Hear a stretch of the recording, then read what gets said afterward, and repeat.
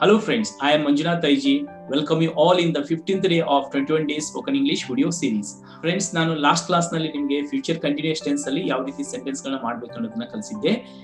ಇಂದಿನ ವಿಡಿಯೋದಲ್ಲಿ ನಾನು ನಿಮಗೆ ಫ್ಯೂಚರ್ ಪರ್ಫೆಕ್ಟ್ ಟೆನ್ಸ್ ನಲ್ಲಿ ಯಾವ ರೀತಿಯಾಗಿ ನಾವು ವಾಕ್ಯಗಳನ್ನ ಮಾಡಬೇಕು, ಅದನ್ನ ನಾವು ಇಂಗ್ಲಿಷ್ ನಲ್ಲಿ ಮಾತನಾಡ್ತಾ ಇರಬೇಕಾದ್ರೆ ಯಾವ ರೀತಿಯಾಗಿ ಬಳಸಬೇಕು ಅಂತ ಅನ್ನೋದನ್ನ ಕಲಿಸ್ಲಿಕ್ಕೆ ಹೋಗ್ತಾ ಇದ್ದೀನಿ. ಫ್ರೆಂಡ್ಸ್, ಫ್ಯೂಚರ್ ಪರ್ಫೆಕ್ಟ್ ಟೆನ್ಸ್ ನಲ್ಲಿ ಮಾಡುವಂತಹ ವಾಕ್ಯಗಳು ತುಂಬಾ ಒಂದು ಡಿಫರೆಂಟ್ ಆಗಿರ್ತವೆ ಮತ್ತು ತುಂಬಾ ಒಂದು ಸ್ವಾರಸ್ಯಕರವಾಗಿರ್ತವೆ.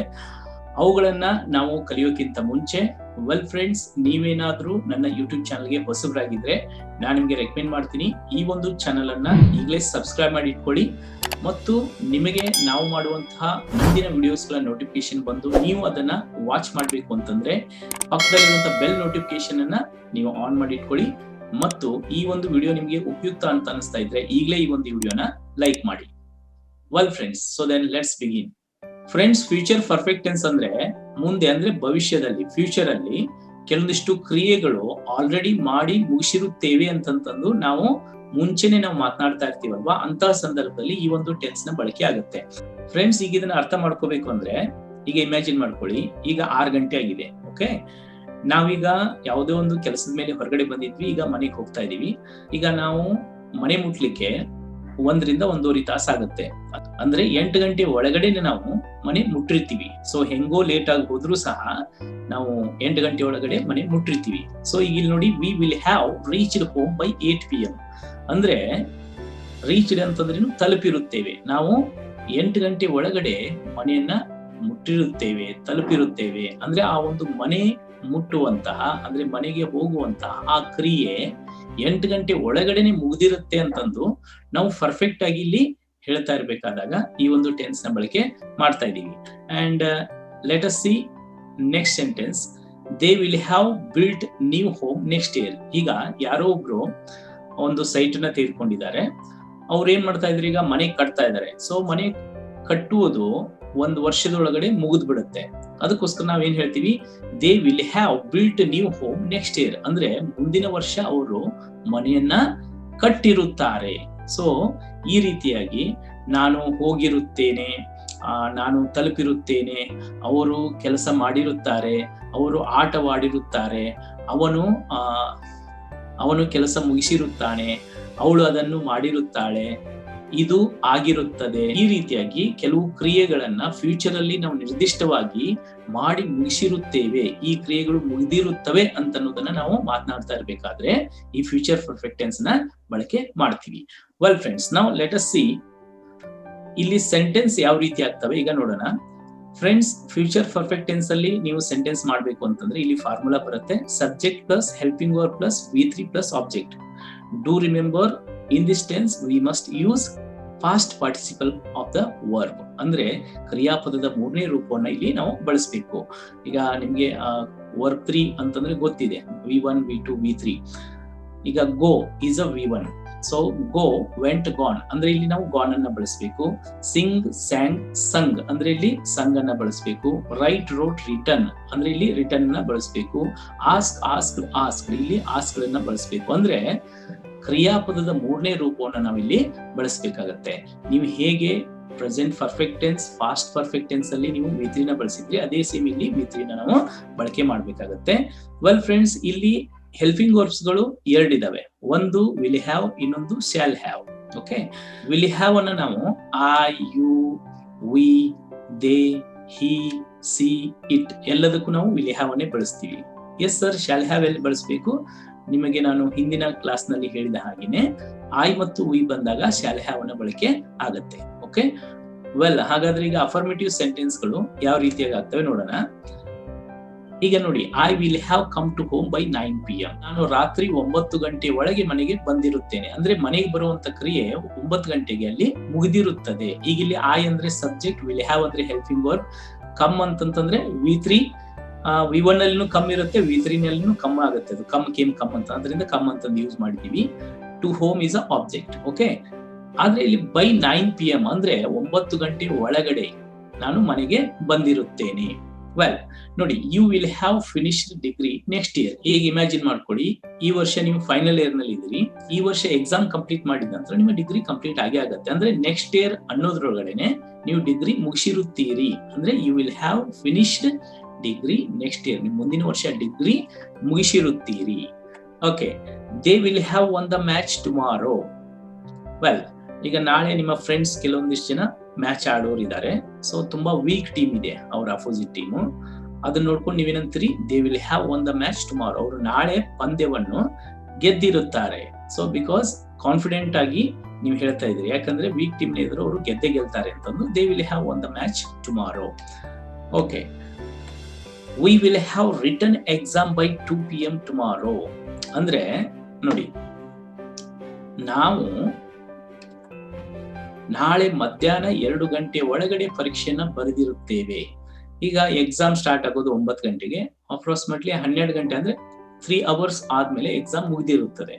ಅಂದ್ರೆ 2 ಗಂಟೆ ಒಳಗಡೆ ನಿಮ್ಮ ಪರೀಕ್ಷೆ ಆಲ್ರೆಡಿ ಮುಗಿದ್ಬಿಟ್ಟಿರುತ್ತೆ ಅದು. Okay, so we will have written exam by 2 PM tomorrow. ಅಂದ್ರೆ ರೈಟ್, ರೋಟ್, ರಿಟನ್. ಇಲ್ಲಿ V3 ಯಾವ್ದನ್ನ ಯೂಸ್ ಮಾಡ್ತಾ ಇದೀವಿ?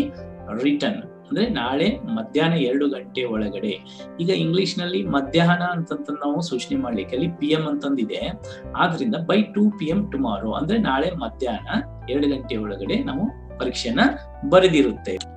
ಓಕೆ, ನೆಕ್ಸ್ಟ್ ನೋಡಿ, he will have earned 1 lakh rupees by next year. ಅಂದ್ರೆ ಅವನು ಮುಂದಿನ ವರ್ಷದ ಒಳಗಡೆ 1 ಲಕ್ಷ ರೂಪಾಯಿನು ಗಳಿಸಿರುತ್ತಾನೆ. ಅಂದ್ರೆ ನಿಮ್ಮ ಒಬ್ಬ ಫ್ರೆಂಡ್ ಇದ್ದಾನೆ, ಅವನು ವರ್ಕ್ ಮಾಡ್ತಾ ಇದ್ದಾನೆ, ಮಂತ್ಲಿ ಅವನ ಸ್ಯಾಲರಿ ಅಪ್ರಾಕ್ಸಿಮೇಟ್ಲಿ ಒಂದು 20,000 rupees ಬರ್ತಾ ಇದೆ ಅಂತ ಇಟ್ಕೊಳ್ಳಿ.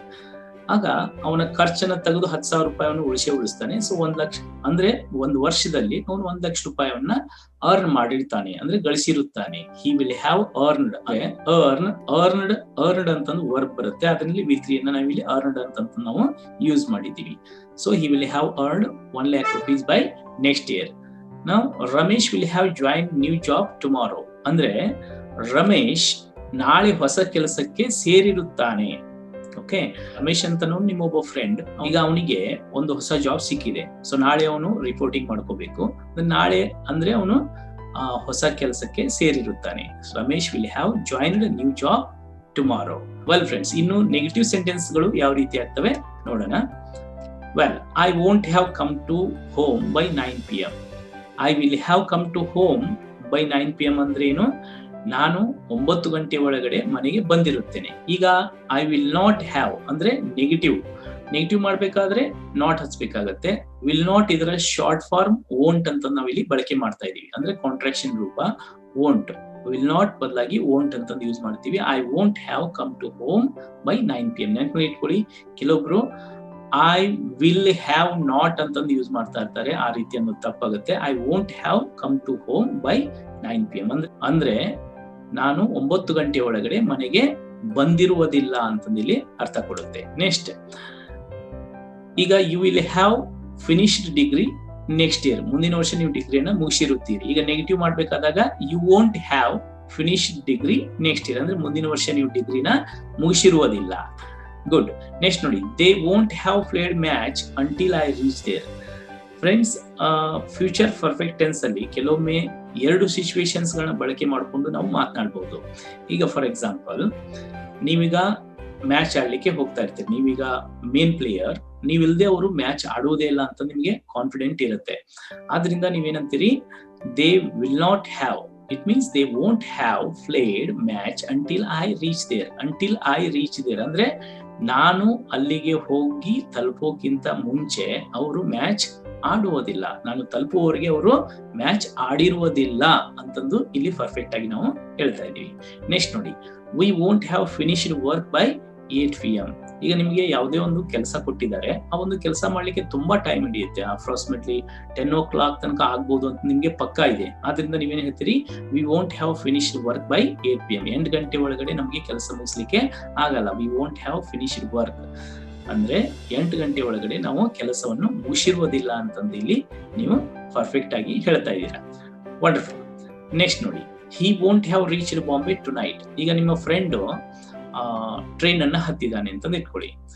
ಈಗ ನೀವು ಬೆಂಗಳೂರಿನಿಂದ ಟ್ರೈನ್ ಹತ್ತಿದ್ದಾನೆ, ಸೊ ಬಾಂಬೆನ ತಲುಪಬೇಕು ಅಂತಂತಂದ್ರೆ ಅವನು ಬೆಳಿಗ್ಗೆ ಹತ್ತಿದಾನೆ, ಆದ್ರೆ ರಾತ್ರಿ ಒಳಗಡೆನೆ ತಲುಪಲಿಕ್ಕೆ ಆಗಲ್ಲ, ಬಿಕಾಸ್ ಅದು ಲೋಕಲ್ ಪ್ಯಾಸೆಂಜರ್ ಟ್ರೈನು, ಅದಕ್ಕೆ 24 ಅವರ್ಸ್ ಬೇಕಾಗತ್ತೆ. ಆದ್ರಿಂದ ಇವತ್ತು ರಾತ್ರಿ ಅವನು ಹೋಗಿ ಬಾಂಬೆನ ಮುಟ್ಟಿರಲ್ಲ ಅಂತಂದು ನಾವು ಪರ್ಫೆಕ್ಟ್ ಆಗಿ ಹೇಳ್ಬೇಕಂತಂದ್ರೆ he won't have reached Bombay tonight ಅಂತಂದು ಹೇಳ್ತಾ ಇದೀವಿ. ನೆಕ್ಸ್ಟ್ ನೋಡಿ, she won't have cleaned home alone by tomorrow. ಈಗ ಇಮ್ಯಾಜಿನ್ ಮಾಡ್ಕೊಳ್ಳಿ, ನೀವು ಕೆಲಸದ ನಿಮಿತ್ತ ಬೇರೆ ಊರಿಗೆ ಬಂದಿದ್ದೀರಾ. ಈಗ ಫೆಸ್ಟಿವಲ್ ಬಂದಿದೆ, ಮನೆ ಕ್ಲೀನ್ ಮಾಡ್ಬೇಕು. ನಿಮ್ಮ ಮನೆಯಲ್ಲಿ ನಿಮ್ಮ ಪತ್ನಿ ಮನೆ ಕ್ಲೀನ್ ಮಾಡ್ತಾ ಇದ್ದಾಳೆ, ಆದ್ರೆ ಆಕೆ ಒಬ್ಬಳಿಂದ ಆ ದೊಡ್ಡ ಮನೆಯನ್ನ ಕ್ಲೀನ್ ಮಾಡ್ಲಿಕ್ಕೆ ಆಗೋದೇ ಇಲ್ಲ. ಆವಾಗ ನೀವು ಇನ್ನೊಬ್ರು ಎದುರು ಹೇಳ್ಬೇಕಾದ್ರೆ ಹೇಗೆ ಹೇಳ್ತೀರಾ? She won't have cleaned home alone by tomorrow. ನಾಳೆ ಆಕೆ ಒಬ್ಬಳೆ ಮನೆಯನ್ನ ಕ್ಲೀನ್ ಮಾಡಿರುವುದಿಲ್ಲ. Okay, next, John won't have gone abroad next year. John ನಿಮ್ ಜೊತೆಗೆ ಕೆಲಸ ಮಾಡ್ತಾ ಇದ್ದಾನೆ. ಓಕೆ, ಅವನಿಗೆ ಇಲ್ಲಿ ತುಂಬಾ ಚೆನ್ನಾಗಿ ಪೇಮೆಂಟ್ ಇದೆ ಮತ್ತು ಅವನಿಗೆ ಕೆಲವಷ್ಟು ರೆಸ್ಪಾನ್ಸಿಬಿಲಿಟೀಸ್ ಇದಾವೆ, ಫ್ಯಾಮಿಲಿ ರೆಸ್ಪಾನ್ಸಿಬಿಲಿಟೀಸ್, ಅವನ್ನೆಲ್ಲ ಬಿಟ್ಟು ಅವನು ಅಬ್ರಾಡ್ಗೆ ಹೋಗಲ್ಲ. ಅದಕ್ಕೋಸ್ಕರ ನೀವೇನಂತೀರಿ? John won't have gone abroad next year. ಮುಂದಿನ ವರ್ಷ ಅವನು ಅಬ್ರಾಡ್ ಅಂತಂದ್ರೇನು? ವಿದೇಶಕ್ಕೆ ಕೆಲಸದ ಮೇಲೆ ಹೋಗಿರುವುದಿಲ್ಲ. John won't have gone abroad next year. Next, it won't have rained well this year. Okay, ಈಗ ಹವಾಮಾನ ಇಲಾಖೆಯಿಂದ ನಿಮಗೆ ಮಾಹಿತಿ ಬಂದಿದೆ, ಈ ವರ್ಷ ಕರೆಕ್ಟ್ ಆಗಿ ಮಳೆ ಆಗೋದಿಲ್ಲ ಅಂತಂದು. ಅದಕ್ಕೋಸ್ಕರ ನೀವೇನಂತೀರಿ? It won't have rained well this year. ಈ ವರ್ಷ ಮಳೆ ಚೆನ್ನಾಗಿ ಬರಲ್ಲ. ಸೊ ಈ ರೀತಿಯಾಗಿ ನಾವು ನೆಗೆಟಿವ್ ಸೆಂಟೆನ್ಸ್ ಗಳನ್ನ ನಾವು ಮಾಡಬಹುದು. ವೆಲ್, ನಾವು let us see how to make a questions ಮಾಡ್ಬೇಕಾದ್ರೆ ನಿಮ್ಗೆ ಗೊತ್ತೇ ಇದೆ, ಯಾವಾಗಲೂ ಹೆಲ್ಪಿಂಗ್ ವರ್ಬ್ಸ್ ಗಳನ್ನ ವಾಕ್ಯದ ಬಿಗಿನಿಂಗ್ ಅಲ್ಲಿ ನಾವು ಹಚ್ಚಬೇಕಾಗತ್ತೆ. ಗಮನಿಸಿ, will you have come to home at 5 PM tomorrow ಅಂದ್ರೆ ನಾಳೆ ನೀವು 5 ಗಂಟೆ ಒಳಗಡೆ ಮನೆಗೆ ಬಂದಿರುತ್ತೀರಾ? Yes, you will have come to home at 5 PM tomorrow ಅಂದ್ರೆ ನಾಳೆ ನೀವು 5 ಗಂಟೆ ಒಳಗಡೆ ಮನೆಗೆ ಬಂದಿರುತ್ತೀರಿ. ಈಗ ಇದನ್ನ ಕ್ವಶನ್ ಮಾಡ್ಬೇಕಾದ್ರೆ ವಿಲ್ ಅನ್ನ ನಾವು ಫಸ್ಟ್ ಗೆ ತೆಗೆದುಕೊಂಡ್ಬರ್ಬೇಕು. ವಿಲ್ ಯು ಹ್ಯಾವ್ ಅಂತ ಅನ್ಬೇಕು ಹೊರತು will have you come to home ಅಂತ ಅನ್ಬಾರ್ದು. Will you have come to home at 5 PM tomorrow. ನಾಳೆ ನೀವು 5 ಗಂಟೆಗೆ ಮನೆಗೆ ಬಂದಿರುತ್ತೀರಾ, ಬರುವ ಕ್ರಿಯೆಯಲ್ಲಿ ಮುಗಿದಿರುತ್ತಾ. ನೆಕ್ಸ್ಟ್ ನೋಡಿ, will they have built home next year. ಮುಂದಿನ ವರ್ಷ ಅವರು ಮನೆ ಕಟ್ಟಿರುತ್ತಾರೆಯೇ ಅಂದ್ರೆ ಆ ಕೆಲಸ ಅಲ್ಲಿ ಕಂಪ್ಲೀಟ್ ಆಗಿರತ್ತಾ ಮನೆ ಕಟ್ಟುವುದು ಅಂತ ನೀವು ಕೇಳ್ತಾ ಇರ್ಬೇಕಾದ್ರೆ will they have built home next year. Next, will he have taken meeting tomorrow. ನಾಳೆ ಅವನು ಮೀಟಿಂಗ್ ಅನ್ನು ತೆಗೆದುಕೊಂಡಿರುತ್ತಾನಾ? Yes. Next, will you have written exam at 9 AM tomorrow ಅಂದ್ರೆ ನಾಳೆ ನೀವು 9 ಗಂಟೆಗೆ ಪರೀಕ್ಷೆಯನ್ನು ಬರೆದಿರುತ್ತೀರಾ? ಇದು ಕ್ವಶನ್. ನೀವು ಅಲ್ಲಿ ಆನ್ಸರ್ ಹೇಳ್ತಾ ಇರ್ಬೇಕಾದ್ರೆ no, I won't have written exam at 9 AM tomorrow because 9 ಗಂಟೆಗೆ ಅದು ಸ್ಟಾರ್ಟ್ ಆಗತ್ತೆ. But I will have written exam at 1 PM tomorrow. ನಾನು ನಾಳೆ 1 ಗಂಟೆಗೆ ಪರೀಕ್ಷೆನ ಬರೆದಿರುತ್ತೇನೆ ಅಂದ್ರೆ ಅಲ್ಲಿ ತನಕ ಎಕ್ಸಾಮ್ ಬರೆಯೋದು ಮುಗಿದಿರುತ್ತೆ. But I won't have written exam at 9 AM tomorrow. ಈ ರೀತಿಯಾಗಿ ನೀವು ಅಲ್ಲಿ ಆನ್ಸರ್ ನ ಹೇಳ್ಬೋದು. ಓಕೆ ಫ್ರೆಂಡ್ಸ್, ಈಗ ಶಾರ್ಟ್ ರೆಸ್ಪಾನ್ಸ್ ಅನ್ನ ಯಾವ ರೀತಿಯಾಗಿ ನಾವು ಹೇಳ್ಬೇಕು ನೋಡೋಣ. ವೆಲ್ ಫ್ರೆಂಡ್ಸ್, ಈಗ ಶಾರ್ಟ್ ರೆಸ್ಪಾನ್ಸ್ ಅಂದ್ರೆ ಏನು? ನಾವು ಕನ್ನಡವನ್ನ ಮಾತನಾಡ್ತಾ ಇರ್ಬೇಕಾದ್ರೆ ನಮಗೀಗ ಕ್ವಶನ್ ಕೇಳ್ತಾರೆ, ನೀವು ಮನೆಗೆ ಬಂದಿರ್ತೀರಾ? ಅವಾಗ ನಾವು ನಿಂತೀವಿ, ಹಾ ಬಂದಿರ್ತೀವಿ ಅಂತ ಅಂತೀವಿ. ಹೌದು, ನಾನು ಮನೆಗೆ ಬಂದಿರುತ್ತೇನೆ ಅಂತ ಪೂರ್ತಿ ಆನ್ಸರ್ ಹೇಳಲ್ಲ. ಹಾಗೇನೆ ಇಂಗ್ಲಿಷ್ ನಲ್ಲಿ ಶಾರ್ಟ್ ಆಗಿ ನೀವು ಆನ್ಸರ್ ನ ಹೇಳಲಿಕ್ಕೆ ಶಾರ್ಟ್ ರೆಸ್ಪಾನ್ಸ್ ಅಂತಂದು ಹೇಳ್ತಾರೆ. ಈಗ ಇಲ್ಲಿ ವಿಲ್ ಯು ಹ್ಯಾವ್ ಕಮ್ ಅಂದ್ರೆ ನೀವು ಬಂದಿರುತ್ತೀರಾ. ಓಕೆ ಫ್ರೆಂಡ್ಸ್, ಇಲ್ಲಿ ನಿಮ್ಮ ಆನ್ಸರ್ ಪಾಸಿಟಿವ್ ಆಗಿದ್ರೆ ಎಸ್ ಐ ವಿಲ್ ಹ್ಯಾವ್ ಅಂದ್ರೆ ಶಾರ್ಟ್ ಆಗಿ ಐ ವಿಲ್ ಅನ್ನೋದನ್ನ ಐ ವಿಲ್ ಹ್ಯಾವ್ ಈ ರೀತಿಯಾಗಿ ಯೂಸ್ ಮಾಡಬಹುದು. ನಿಮ್ಮ ಆನ್ಸರ್ ನೆಗೆಟಿವ್ ಇದ್ರೆ ನೋ ಐ ವೋಂಟ್ ಹ್ಯಾವ್ ಅಂದ್ರೆ ನಾನು ಬಂದಿರುವುದಿಲ್ಲ. Okay, shall I have helped poor ಅಂದ್ರೆ ನಾನು ಬಡವರಿಗೆ ಸಹಾಯ ಮಾಡಿರುತ್ತೇನೆಯೇ. ಇಲ್ಲಿ ಏನ್ ಗೊತ್ತಾ, ಐ ಬಂದು ಮತ್ತು ವಿ ಬಂದು ಕ್ವಶನ್ ಮಾಡ್ಬೇಕಾದಾಗ ಶಾಲ್ ಬರುತ್ತೆ. ಬಟ್ ಅದನ್ನ ನೀವು ಆನ್ಸರ್ ಹೇಳ್ಬೇಕಾದಾಗ ಆ ಇದ್ದಲ್ಲಿ ಯು ಅಂತ ಅನ್ಬೇಕಾಗತ್ತೆ. Yes you will have, yes you will have. Return format ಅಲ್ಲಿ ನೀವು ಶಾರ್ಟ್ ಆಗಿ ಇಲ್ಲಿ ಇದನ್ನ ಈ ರೀತಿಯಾಗಿ ಬಳಸಬಹುದು. ಬಟ್ ಮಾತನಾಡ್ತಾ ಇರ್ಬೇಕಾದ್ರೆ ಯು ವಿಲ್ ಅಂತಂದ್ರೆ ಅನ್ಬೇಕಾಗತ್ತೆ. ಐ ಜೊತೆಗೆ ನಾವು ಐಲ್, ಈಗ ಐ ಯೂಸ್ ಮಾಡಿ ಐ ವಿಲ್ ಅಂತ ಅನ್ನೋದನ್ನ ಐಲ್ ಅಂತಂದ್ ಹೆಂಗ್ ಅಂತೀವಿ ಅದೇ ರೀತಿ ಯು ವಿಲ್ ಅಂತ ಅನ್ಲಿಕ್ಕೆ ಬರಲ್ಲ. ಅಲ್ಲಿ ಯು ವಿಲ್ ಅಂತಂದ್ರೆ ನೀವು ಅಲ್ಲಿ ಹೇಳ್ಬೇಕಾಗತ್ತೆ. Yes you will have. Negative ಇದ್ರೆ ನೋ ಯು ವೋಂಟ್ ಹ್ಯಾವ್. ಸರಿ, ಹಾಗಾದ್ರೆ ಕೆಲವೊಂದಿಷ್ಟು ಎಕ್ಸಾಂಪಲ್ಸ್ ಗಳನ್ನ ನಾವು ಪ್ರಾಕ್ಟೀಸ್ ಮಾಡೋಣ. Will you have reached office? Yes I will have. No I won't have. Will you have written exam? Yes I will have. No I won't have. Will you have finished your work? Yes, I'll have. No, I won't have. Will you have taken meeting? Yes, I'll have. No, I won't have. Okay. Shall I have come to your home? ಅಂದ್ರೆ ನಾನು ನಿಮ್ಮ ಮನೆಗೆ ಬಂದಿರುತ್ತೇನೆಯೇ? Yes, you will have. No, you won't have. Shall I have finished the exam? Yes, you will have. No, you won't have. Shall I have read newspaper? Yes, you will have. No, you won't have. ಈ ರೀತಿಯಾಗಿ ನೀವು ಬೇರೆ ಬೇರೆ examples ಗಳನ್ನ ತಗೊಂಡು ಇಲ್ಲಿ practice ಮಾಡ್ಬೇಕು. ಈಗ ನಾನು ಇಲ್ಲಿ ಯು ಮತ್ತು ಐ ಅಲ್ಲಿ ಮಾತ್ರ ನಿಮಗೆ ಪ್ರಾಕ್ಟೀಸ್ ಮಾಡಿಸಿದ್ದೀನಿ. ಅದೇ ರೀತಿ ನೀವು they, we, he, she, it ಅಲ್ಲಿ ಬೇರೆ ಬೇರೆ ಎಕ್ಸಾಂಪಲ್ಸ್ ಗಳನ್ನ ತಗೊಂಡು ನೀವು ಪ್ರಾಕ್ಟೀಸ್ ಮಾಡ್ಬೇಕಾಗತ್ತೆ. ವಂಡರ್ಫುಲ್. ಹಾಗಾದ್ರೆ ಈಗ ಪ್ರಾಕ್ಟಿಕಲ್ ಆಗಿ ಸ್ಪೋಕನ್ ಪ್ರಾಕ್ಟೀಸ್ ಯಾವ ರೀತಿಯಾಗಿ ಮಾಡ್ಬೇಕು ಈ ಒಂದು ಟೆನ್ಸ್ ಅಲ್ಲಿ ಅಂತಂದ್ರೆ, ಈಗ ಕ್ವಶನ್ ನೋಡಿ, what will you have done at 6 AM tomorrow? ಅಂದ್ರೆ ನಾಳೆ ಬೆಳಿಗ್ಗೆ 6 ಗಂಟೆಗೆ ನೀವು ಏನು ಮಾಡಿರುತ್ತೀರಿ? ಈ ಕ್ವಶನ್ ಅರ್ಥ ಏನು, ಯಾವ ಒಂದು ಕ್ರಿಯೆಯಲ್ಲಿ ಮುಗಿದಿರುತ್ತೆ ಅಂತ ಪರ್ಫೆಕ್ಟ್ ಆಗಿ ಇಲ್ಲಿ ನಾವು ಕೇಳ್ತಾ ಇದ್ದೀವಿ. ಈಗ ನಿಮ್ಮ ಆನ್ಸರ್ ಏನಿರುತ್ತೆ, ಸಪೋಸ್ ಈಗ ನೀವು ವಾಕಿಂಗ್ ಗೆ ಹೋಗಿರುತ್ತೀರಿ ಅಂತಂದು ಇಟ್ಕೊಳ್ಳಿ. ಈಗ ನಾನು 6 ಗಂಟೆ ಅಂತಂದ್ರೆ ಬೆಳಿಗ್ಗೆ ವಾಕಿಂಗ್ ಗೆ ಹೋಗಿರುತ್ತೇನೆ, ಅಂದ್ರೆ ಹೋಗುವ ಕ್ರಿಯೆಯಲ್ಲಿ ಮುಗಿದಿರುತ್ತೆ. I will have gone to walking at 6 AM tomorrow. But ಅಲ್ಲಿ ಆನ್ಸರ್ ಹೇಳ್ಬೇಕಾದ್ರೆ I will have gone to walking ಅಷ್ಟೇ ಹೇಳ್ಬೇಕು. ಅಲ್ಲಿ at 6 AM tomorrow ಅಂತಂದು ಹೇಳುವ ಅವಶ್ಯಕತೆ ಇರಲ್ಲ. ವೆಲ್, ಈಗ ಕನ್ನಡದಲ್ಲಿ ನಾವು ಯಾವ ರೀತಿಯ ಮಾತನಾಡ್ತೀವಿ, ನಾಳೆ ನೀವು 6 ಗಂಟೆಗೆ ಏನು ಮಾಡಿರುತ್ತೀರಿ ಅಂತಂದಾಗ ನಾನು ವಾಕಿಂಗ್ ಹೋಗಿರುತ್ತೇನೆ ಅಂತ ಅಂತೀನಿ. ಆದ್ರೆ ನಾನು ನಾಳೆ ಬೆಳಗ್ಗೆ 6 ಗಂಟೆಗೆ ವಾಕಿಂಗ್ ಗೆ ಹೋಗಿರುತ್ತೇನೆ ಈ ರೀತಿಯಾಗಿ ಹೇಳ್ತೀವ? ಇಲ್ಲ ತಾನೆ. ಅದೇ ಇಂಗ್ಲಿಷ್ ಅಲ್ಲಿ ಶಾರ್ಟ್ ಆಗಿ I will have gone to walking ಅಂತಂದು ಹೇಳ್ಬೋದು. ಬಟ್ ಇದನ್ನ ಇನ್ನೂ ಶಾರ್ಟ್ ಆಗಿ ನೀವು ಹೇಳ್ಬೇಕು ಅಂತಂದ್ರೆ ಗಾನ್ ಟು ವಾಕಿಂಗ್ ಈ ರೀತಿಯಾಗಿ ಯೂಸ್ ಮಾಡ್ಬೋದು. ಅಂದ್ರೆ ಅಲ್ಲಿ ಐ ವಿಲ್ ಹ್ಯಾವ್ ಹಚ್ಚುವ ಅವಶ್ಯಕತೆನೇ ಇಲ್ಲ, ಗಾನ್ ಟು ವಾಕಿಂಗ್ ಅಂತಂದು ಹೇಳ್ಬೋದು. ಅಂದ್ರೆ ಈ ಕನ್ನಡದಲ್ಲಿ ನಾಳೆ ಬೆಳಿಗ್ಗೆ 6 ಗಂಟೆಗೆ ಏನ್ ಮಾಡಿರ್ತೀರಿ? ವಾಕಿಂಗ್ ಹೋಗಿರ್ತೀನಿ. ಎಸ್, ನಾನು ವಾಕಿಂಗ್ ಗೆ ಹೋಗಿರುತ್ತೇನೆ ಅಂತಂದು ಹೇಳಲ್ಲ, ಅಲ್ಲಿ ವಾಕಿಂಗ್ ಹೋಗಿರುತ್ತೇನೆ. ಎಸ್, ಅದೇ ರೀತಿ ಗಾನ್ ಟು ವಾಕಿಂಗ್ ಈ ರೀತಿ ನೀವು ಶಾರ್ಟ್ ಆಗಿ ಆನ್ಸರ್ ಹೇಳ್ಬೋದು.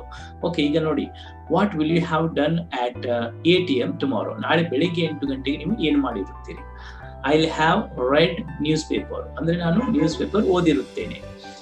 What will you have done at 11 AM tomorrow? I will have gone to office, ನಾನು ಆಫೀಸ್ಗೆ ಹೋಗಿರುತ್ತೇನೆ. What will you have done at 2 PM tomorrow? I will have finished my meeting, ನಾನು meeting ಅನ್ನು ಮುಗಿಸಿರುತ್ತೇನೆ. Next, what will you have done at 5 PM tomorrow? I will have come back to home, ಅಂದ್ರೆ ನಾನು ಮನೆಗೆ ವಾಪಸ್ ಬಂದಿರುತ್ತೇನೆ. What will you have done at 8 PM tomorrow? I will have watched TV, ನಾನು TV ನೋಡಿರುತ್ತೇನೆ. So ಈ ರೀತಿಯಾಗಿ what will you have done ಅಂತಂದು ಒಂದು ಪರ್ಟಿಕ್ಯುಲರ್ ಟೈಮ್ ಅನ್ನು ಹಚ್ಚಿ ನೀವಲ್ಲಿ ಕ್ವಶನ್ ಕೇಳಬೇಕು ಮತ್ತು ಅದರ ಆನ್ಸರ್ ನೀವಲ್ಲಿ ಪ್ರಾಕ್ಟೀಸ್ ಮಾಡಿಕೊಂಡು ನೀವು ಇನ್ನೊಬ್ಬರ ಜೊತೆಗೆ ಮಾತನಾಡ್ತಾ ಇರ್ಬೇಕಾದ್ರೆ ಯೂಸ್ ಮಾಡ್ಬೇಕು. ಆಮೇಲೆ ಇದನ್ನ ಆಕ್ಷನ್ ಬೇಸ್ ಮೇಲೆ ನೀವು ಕ್ವಶನ್ ನ ಕೇಳಬೇಕು ಅಂತಂದ್ರೆ ಯಾವ ರೀತಿಯಾಗಿ ಕೇಳಬಹುದು? ಈಗ for example, will you have done ಅನ್ನೋದ್ರ ಬದಲಾಗಿ ಈಗ ನಾಳೆ ನೀವು 8 ಗಂಟೆಗೆ ನಾಷ್ಟ ಮಾಡಿರುತ್ತೀರಾ? Will you have finished your breakfast at 8 AM tomorrow? ಅವಾಗ ನೀವು ಮುಗಿಸಿದ್ರೆ ಎಸ್ ಐ ವಿಲ್ ಹ್ಯಾವ್, ಇಲ್ಲ ಅಂತಂದ್ರೆ ನೋ ಐ ವೋಂಟ್ ಹ್ಯಾವ್. ಅಲ್ಲಿ ಈ ರೀತಿಯಾಗಿ ಶಾರ್ಟ್ ಆಗಿ ಆನ್ಸರ್ ಕೊಡ್ಬೇಕಾಗುತ್ತೆ. Will you have come to office at 12 PM tomorrow? ನಾಳೆ 12 ಗಂಟೆಗೆ ಆಫೀಸಿಗೆ ಬಂದಿರುತ್ತೀರಾ? Yes I will have, no I won't have. ಬಂದಿದ್ರೆ ಎಸ್ ಐ ವಿಲ್ ಹ್ಯಾವ್, ಇಲ್ಲ ಅಂತಂದ್ರೆ no I won't have. Next, will you have played with your children at 6 PM tomorrow? ನಾಳೆ 6 ಗಂಟೆಗೆ ನೀವು ನಿಮ್ಮ ಮಕ್ಕಳ ಜೊತೆಗೆ ಆಟವಾಡಿರುತ್ತೀರಾ? ಆಟ ಆಡುವಂತ ಕ್ರಿಯೆಯಲ್ಲಿ ಮುಗಿದಿರುತ್ತೆ ಅಂತ ಪಾಸಿಟಿವ್ ಆಗಿ ಹೇಳ್ಬೇಕಾದ್ರೆ yes I will have, no I won't have. ಈ ರೀತಿಯಾಗಿ ನೀವು ಕ್ರಿಯೆಗಳನ್ನ ಅಂದ್ರೆ ಆಕ್ಷನ್ ಬೇಸ್ ಮೇಲೆ ಕ್ವಶನ್ ಮಾಡಿನೂ ಸಹ ನೀವು ಅಲ್ಲಿ ಮಾಡ್ಬೋದು, ಮಾತಾಡ್ಬೋದು. Okay friends, well, so friends, ಈ ರೀತಿಯಾಗಿ ಬೇರೆ ಬೇರೆ ಆಕ್ಟಿವಿಟೀಸ್ ಗಳ ಮೂಲಕ, ಬೇರೆ ಬೇರೆ ಕ್ವಶನ್ಸ್ ಪ್ರಾಕ್ಟೀಸ್ ಗಳ ಮೂಲಕ ನನ್ನ ಆನ್ಲೈನ್ ಸ್ಪೋಕನ್ ಇಂಗ್ಲಿಷ್ ಕ್ಲಾಸ್ ನಲ್ಲಿ ನನ್ನ ಪಾರ್ಟಿಸಿಪೆಂಟ್ಸ್ ಗಳಿಗೆ ನಾನು ತುಂಬಾನೇ ಪ್ರಾಕ್ಟೀಸ್ ಮಾಡಿಸ್ತಾ ಇರ್ತೀನಿ. ಅಂಡ್ ದೆನ್ ಅಲ್ಲಿ ನಾನು ಹಲವಾರು ಟ್ರಾನ್ಸ್ಲೇಷನ್ಸ್ ಗಳನ್ನ ಪ್ರಾಕ್ಟೀಸ್ ಮಾಡಿಸ್ತಾ ಇರ್ತೀನಿ. ಆಮೇಲೆ ಲೈವ್ ಅಲ್ಲೇ ಅಲ್ಲಿ ಏನ್ ಮಾಡ್ತಾ ಇರ್ತೀವಿ, ನಾವು ಇಂಟ್ರಾಕ್ಷನ್ ಮೂಲಕ ಪ್ರಾಕ್ಟೀಸ್ ಮಾಡಿಸ್ತಾ ಇರ್ತೀನಿ. ದೆನ್ ಬೇರೆ ಬೇರೆ ರೀತಿಯಲ್ಲಿ ವಿಭಿನ್ನವಾಗಿ ನಾನು ಕೆಲವು ಕ್ವಶನ್ಸ್ ಗಳನ್ನ ಅಲ್ಲಿ ಕೇಳ್ತಾ ಇರ್ತೀನಿ. ಅದಕ್ಕೆಲ್ಲ ಕರೆಕ್ಟ್ ಆಗಿ ಆನ್ಸರ್ ನ ಪ್ರಾಕ್ಟೀಸ್ ಮಾಡುವುದರ ಮುಖಾಂತರ ನನ್ನ ಕೋರ್ಸ್ ನಲ್ಲಿ ಜಾಯಿನ್ ಆದಂತ ಪಾರ್ಟಿಸಿಪೆಂಟ್ಸ್ ಗಳು ತುಂಬಾನೇ ಅಲ್ಲಿ ಪರ್ಫೆಕ್ಟ್ ಆಗ್ತಾ ಇರ್ತಾರೆ. ಫ್ರೆಂಡ್ಸ್, ನೀವು ಪರ್ಫೆಕ್ಟ್ ಆಗಿ ಇಂಗ್ಲಿಷ್ ನಲ್ಲಿ ಮಾತನಾಡೋದನ್ನ ಕಲಿಬೇಕು ಅಂತ ಅನ್ನೋದು ನಿಮ್ಮ ಮನಸ್ಸಿನಲ್ಲಿ ಇದ್ರೆ, ಇನ್ನು ನನ್ನಿಂದ ನೀವು ಪರ್ಸನಲ್ ಕೋಚಿಂಗ್ ತೆಗೆದುಕೊಂಡು ನೀವು ಇನ್ನೂ ಇಂಪ್ರೂವ್ಮೆಂಟ್ ಆಗ್ಬೇಕು ಅಂತ ಬಯಸ್ತಾ ಇದ್ರೆ, ಈಗ ಕೆಳಗಡೆ ಡಿಸ್ಪ್ಲೇ ಆಗ್ತಾ ಇರುವಂತ ಈ ನಂಬರ್ಗೆ ಕಾಲ್ ಮಾಡಿ ನನ್ನ ಆನ್ಲೈನ್ ಸ್ಪೋಕನ್ ಇಂಗ್ಲಿಷ್ ಕ್ಲಾಸ್ಗೆ ಜಾಯಿನ್ ಆಗ್ಬಿಟ್ಟು ನೀವು ಫ್ಲೂಯೆಂಟ್ ಆಗಿ ಇಂಗ್ಲಿಷ್ ನ ಮಾತನಾಡೋದನ್ನ ಕಲಿಬಹುದು. ವೆಲ್ ಫ್ರೆಂಡ್ಸ್, ಓಕೆ, ಸೊ ಹಾಗಾದ್ರೆ ಫ್ಯೂಚರ್ ಪರ್ಫೆಕ್ಟ್ ಟೆನ್ಸ್ ಅರ್ಥ ಆಯ್ತಲ್ವಾ? ಸೊ ಇದನ್ನ ಪ್ರಾಕ್ಟೀಸ್ ಮಾಡಿ ಪರ್ಫೆಕ್ಟ್ ಆಗಲಿ. Good. Well friends, have you enjoyed the class? ತಾವೆಲ್ಲರೂ ಕ್ಲಾಸ್ ಅನ್ನ ಎಂಜಾಯ್ ಮಾಡಿದ್ರಲ್ವಾ? ನೀವು ಎಷ್ಟು ಎಂಜಾಯ್ ಮಾಡ್ತಾ ವಿಷಯಗಳನ್ನ ಕಲಿತೀರಿ ಅಷ್ಟೇ ನೀವು ಪರ್ಫೆಕ್ಟ್ ಆಗ್ತೀರಿ. ಓಕೆ ಫ್ರೆಂಡ್ಸ್, ಹಾಗಾದ್ರೆ ಈ ವಿಡಿಯೋ ಹೇಗೆ ಅನಿಸ್ತು ಅಂತಂದು ಕೆಳಗಡೆ ಕಾಮೆಂಟ್ ಬಾಕ್ಸ್ ಅಲ್ಲಿ ನನಗೆ ಕಾಮೆಂಟ್ ಮಾಡಿ ತಿಳಿಸಿ. ಅಂಡ್ ಅದ್ರ ಜೊತೆಗೇನೆ ಈ ವಿಡಿಯೋ ನಿಮಗೆ ಇಷ್ಟ ಆಗಿದ್ರೆ ಈ ವಿಡಿಯೋನ ಲೈಕ್ ಮಾಡಿಬಿಟ್ಟು ಇನ್ನೊಬ್ಬರಿಗೆ ಶೇರ್ ಮಾಡಿ. ಅಂಡ್ ತಾವೆಲ್ಲರೂ ತುಂಬಾನೇ ಪಾಸಿಟಿವ್ ಆಗಿ ರೆಸ್ಪಾನ್ಸ್ ಕೊಡ್ತಾ ಇದ್ದೀರಾ. ಅಂಡ್ ದೆನ್ ನಿಮ್ಮಿಂದ ಒಳ್ಳೆಯ ಒಂದು ಕಾಮೆಂಟ್ಸು ಸಹ ಬರ್ತಾ ಇದ್ದಾವೆ. ಅದಕ್ಕೆಲ್ಲ ತಮಗೆ ಮತ್ತೊಮ್ಮೆ ಧನ್ಯವಾದಗಳನ್ನ ತಿಳಿಸ್ತಾ, with this I am going to end this video. Let's meet you in the next video. Till then, bye, see you. Thank you very much and God bless you.